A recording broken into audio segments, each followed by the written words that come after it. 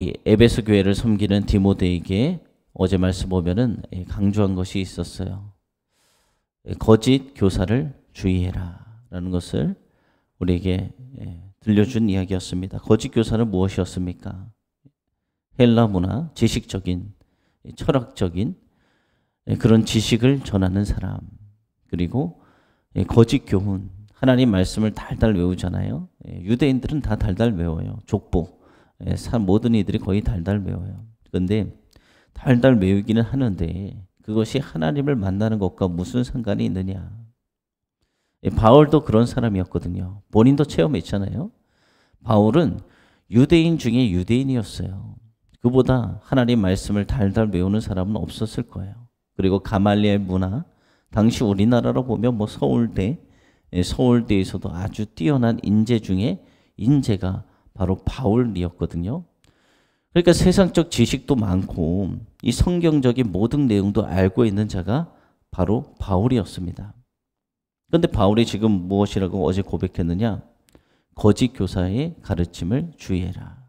거짓 교사들은 세상적인 가르침 그리고 성경의 말씀 가운데 교훈을 가지고 준다는 거예요.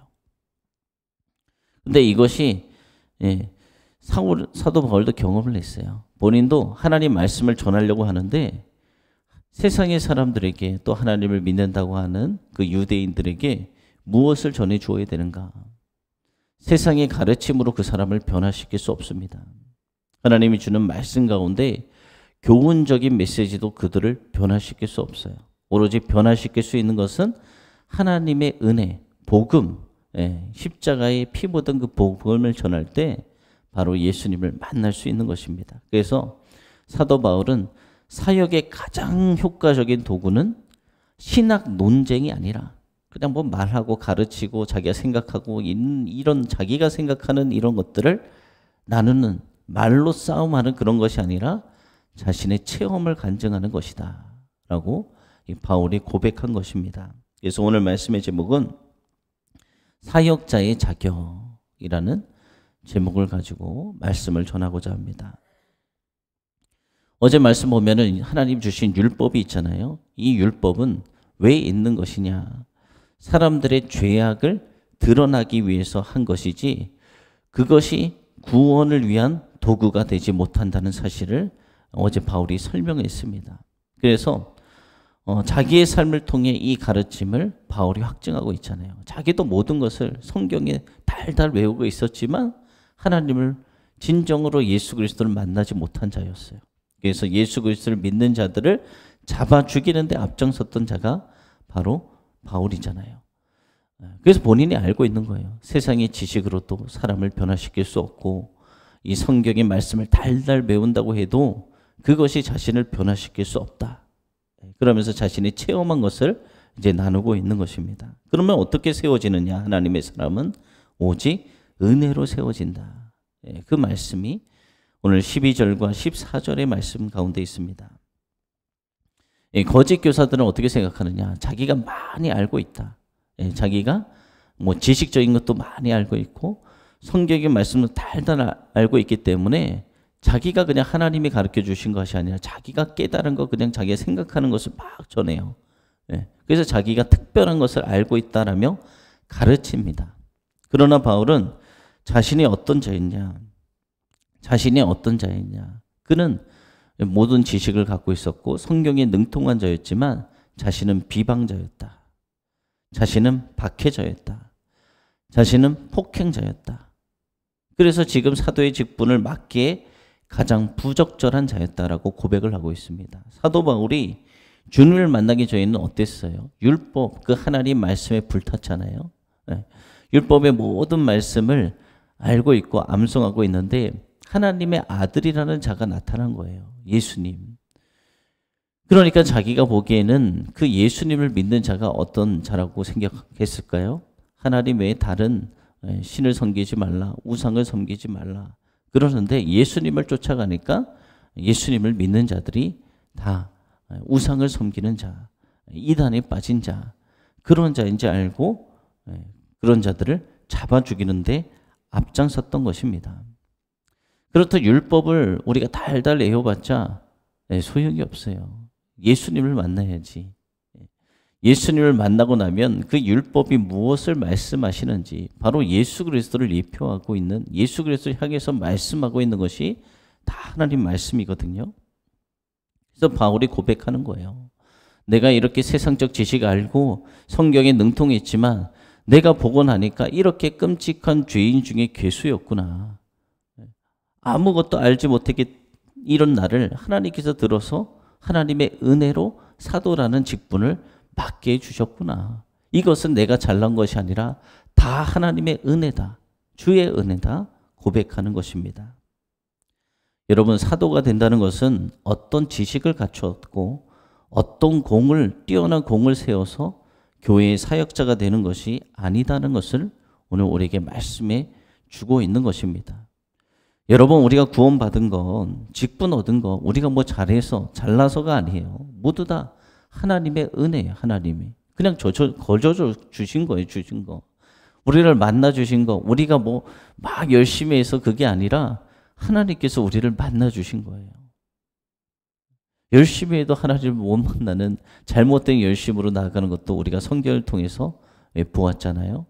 무엇이 중요하냐? 하나님을 만나는 것. 그런데 그거 하나님을 만나는 것이 우리가 뭘 해서 하나님을 만날 수 있는 것이 아니라 하나님께서 우리를 만나 주셨다는 거예요.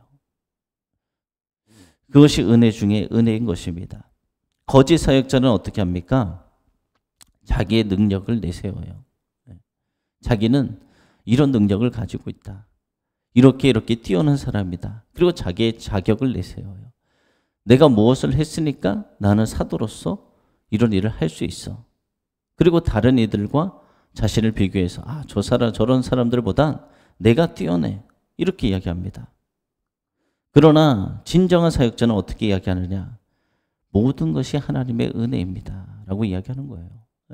사역한 그 모든 것도 하나님의 은혜입니다. 자기가 잘나서 그 일을 이룬 것이 아니라 하나님께서 나를 도구 삼아 주셔서 나는 연약하고 불가능하지만 하나님께서 그 일을 이루어 주셨습니다. 라고 고백하는 사람. 그리고 어떤 상황이어도 그 상황이 하나님께서 나에게 주신 일이다 라고 생각하며 그 일을 겸손히 충실하게 감당하는 자가 진정한 사역자인 것입니다. 우리 모두는 이렇게 충성스러운 사역자가 되어야 돼요. 사역자는 목회자만 말하는 것이 아니에요. 우리 모두 주의 종이라고 이야기하잖아요. 우리 모두예요. 우리 모두 주님의 일을 하는 사람들이 사역자예요. 15절에서 17절 말씀은 오직 주님께만 영광을 돌린다라는 그런 내용입니다. 바울은 예수님이 의인이 아니라 어떤 자들에게 오셨냐? 죄인을 구원하시려고 이 땅에 오셨다라는 것을 이야기합니다. 의원이 있잖아요. 성경에 보면 의원이 있는데 의원은 어떤 사람에게 필요합니까? 아픈 사람에게 필요한 거예요. 병이 하나도 없는 사람에게는 의원이 필요 없잖아요. 예수님도 마찬가지예요. 예수님은 의인을 구원하기 위해 오신 것이 아니라 죄인을 구원하기 위해 이 땅에 오셨어요. 그런데 이 땅에 의인이 한 명도 없어요. 모든 사람을 구원하기 위해 이 땅에 오신 것입니다. 그런데 바울이 어떻게 이야기합니까? 그 죄인들 중에 자신이 괴수다. 이렇게 고백해요. 자신이 죄를 많이 저질러서 괴수라고 고백했을까요?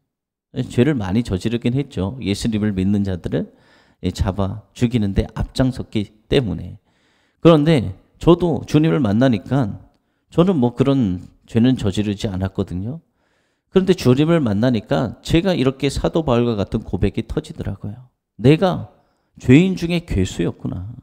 나 같은 더 끔찍한 죄인이 어디 있나.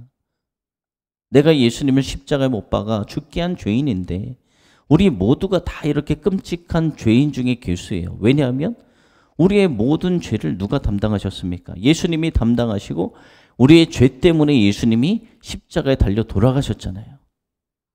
저나 여러분이랑 똑같아요. 다 죄인 중에 괴수예요. 우리가 예수님을 십자가에 못 박아 죽게 한 죄인 중에 괴수라는 것입니다. 그래서 율법을 강조하는 거짓 교사들의 눈으로 본다면 가장 구원받지 못할 자가 바로 이 바울이다라고 이야기하는 것입니다. 그런데 바울이 어떻게 고백하느냐? 주님이 나를 이렇게 본으로 삼으셔서 하나님의 구원이 이렇게 이런 죄인 중에 괴수인 사람에게도 임한다는 사실을 보여주고 있다라고 바울이 말하고 있는 것입니다. 하나님의 은혜는 모든 이들에게 열려 있어요. 여러분이 하나님을 만났잖아요. 하나님은 저기 북한에 김정은도 그 끔찍한 많은 이들을 고통을 겪게 하는 생명을 빼앗는 그 정말 끔찍한 그 죄인도 예수님을 사랑하신다고요. 그 죄인이 예수님을 만나면 어떻게 되겠습니까? 북한의 땅이 온통 변화되는 거예요. 그 사람이 주께로 돌아오면 모든 영혼이, 북한의 모든 영혼이 주께로 돌아올 수 있는 거예요. 이것이 하나님의 뜻과 계획입니다. 그렇게 되어지길 소망합니다. 그래서 우리도 왜 선한 영향력을 펼칠 수 있는 자리에 가야 되느냐? 북한 김정은이 그 악한 인물이 한 명이 돌아오면 북한 땅이 뒤집어진다니까요. 여러분이 가는 곳에 그런 뒤집어짐의 역사가 있어야 돼요. 그러니까 많은 사람을 거느릴 수 있는 선한 영향력을 많이 행할 수 있는 그러한 인물들이 바로 여러분들이 되셔야 되는 것입니다. 그러니까 죄인 중에 괴수인 자기 같은 사람도 구원을 받았는데 하나님의 은혜가 임하지 않을 사람이 누가 있겠냐. 지금 이렇게 이야기하고 있는 거예요. 그러면서 바울은 오직 하나님의 존귀와 영광을 영원토록 하나님 앞에 올려드려야 된다라고 이야기하며 사람이 칭찬과 높임을 받을 수 없음을 이야기하고 있습니다. 칭찬과 영광을 받으실 분은 하나님밖에 없어요. 자기가 뭐 했다고 하나님의 공을 가로치는 것, 이것은 잘못된 것이죠. 교회에 이루어지는 모든 것은 누가 하십니까? 교회의 머리가 되시는 예수님이 하시는 거예요. 아무리 자기가 발버둥 치고 능력이 좋다고 해도 그런 일들을 이룰 수가 없어요. 하나님이 하시는 거예요. 이 사실 바울은 그 누구보다 정말 뛰어난 지성, 엘리트 중에 엘리트, 혈통적으로도 유대인 중에 유대인. 그런데 자기의 높임을 나타내는 것이 아니라 바울은 모든 것을 자기를 낮춤으로 하나님께 영광을 돌렸습니다. 이처럼 자신을 낮추는 자가 참 사역자다라는 것을 우리에게 보여주는 것입니다. 네, 그렇잖아요. 우리가 신앙생활 여러분도 오래 하셨지만 교회에 보면은 말없이 그냥 순종하시고 말없이 그냥 하고 보이지 않게 하는 손길들이 참 많이 있어요. 그런 분들이 성숙한 신앙이네요. 성숙한 신앙이. 그런데 성숙하지 못했을 때는 어떻게 합니까? 어린아이처럼 믿음에도 성장의 단계가 있잖아요. 어린아이부터 장성한 분량이까지. 어린아이들은 뭐 하나 딱 하고 엄마 이렇게 딱 뭐 이렇게 내가 설거지 했으면 엄마 나 설거지 했어 자랑하고 엄마 나 뭐 했어 막 이렇게 하는 것처럼 칭찬받고 이쁨 받고 싶은 마음이 있죠. 그런 것처럼 자기를 내세우고 또 자기의 마음대로 되지 않을 때는 투정도 부리고 그런 모습을 볼 수 있는데 이처럼 성숙한 신앙인은 자신을 낮추는 자, 자신을 드러내지 않는 자가 성숙한 신앙인이다 또 이야기하고 있습니다. 그리고 18절에서 20절 말씀 보면은 이제 거짓 교사들의 이야기가 나오는데 이 거짓 교사들은 내쫓으라. 교회를 보면은 참 혼란스럽게 하는 일들이 많이 있어요. 요즘에는 이단들이 거의 다 교회에 침투해 있어요. 그래서 교회를 혼란스럽게 하는 그들은 누구일까요? 거의 이단이라 보면 돼요. 그런데 이단들은 신천지나 이런 이단들을 보면은 자기가 직접 나서는 게 아니라 자기는 정체를 숨겨야 되니까 주변의 사람들을 이간질하고 선동하고 자꾸 나쁜 소문을 흘리고 그러면서 주변의 사람들이 막 이렇게 나설 수 있도록 그렇게 하더라고요. 그래서 어떤 일을 있어야 되느냐? 저는 기회가 되면은 교회에는 2단, 3단소가 꼭 있어야 돼요. 2단이 출입하지 못하도록 교회에 전문 사역자를 교회가 커지면 꼭 작은 교회에서부터 2단 예방 교육과 교회가 성장을 요즘 못하는 이유가 참 2단 때문에도 많이 그런 어려움을 겪어요.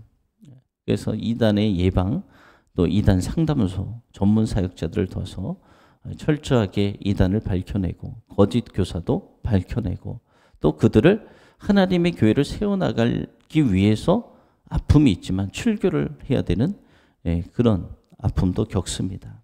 그래서 오늘 바울은 이제 거짓 교사가 누구인지 명확하게 밝히고 있어요. 이름을 말해요, 그냥.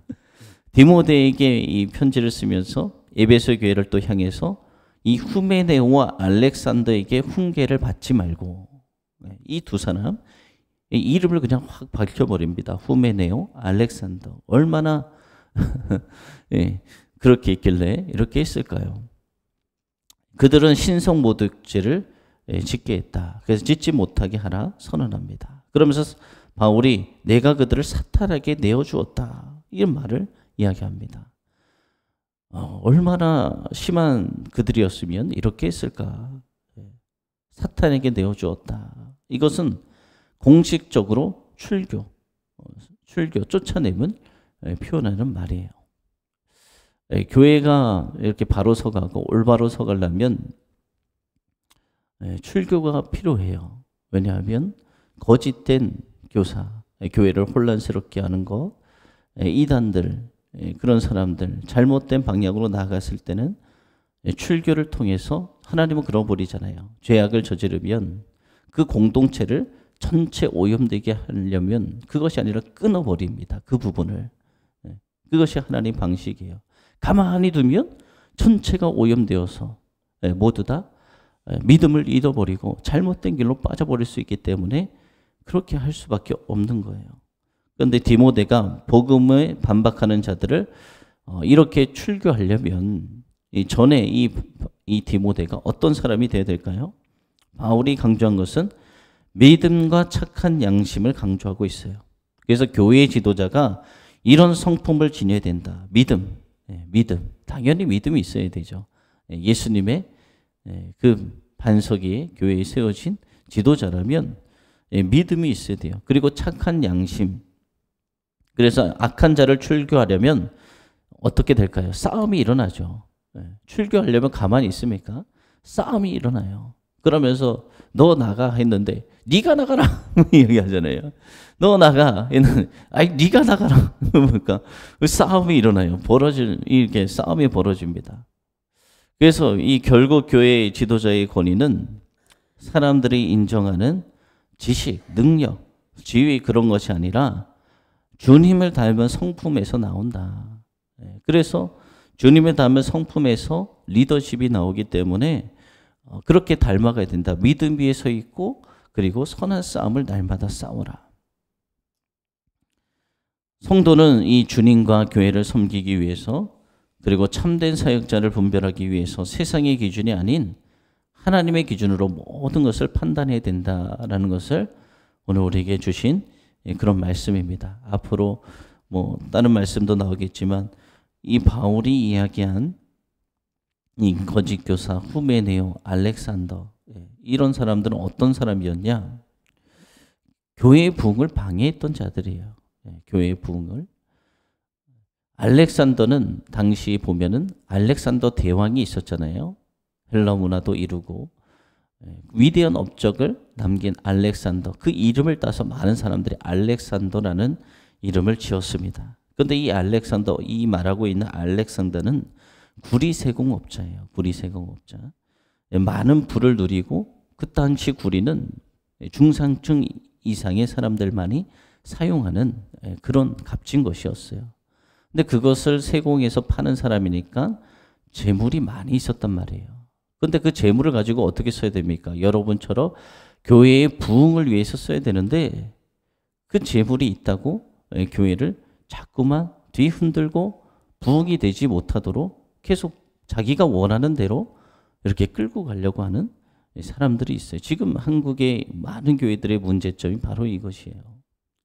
그리고 후메네오는 자꾸 교인들에게 거짓 소문을 내는 거예요. 거짓 가르침, 논쟁을 일으키게 말고 이것이 하나님 말씀인데 이것이 무슨 뜻이야?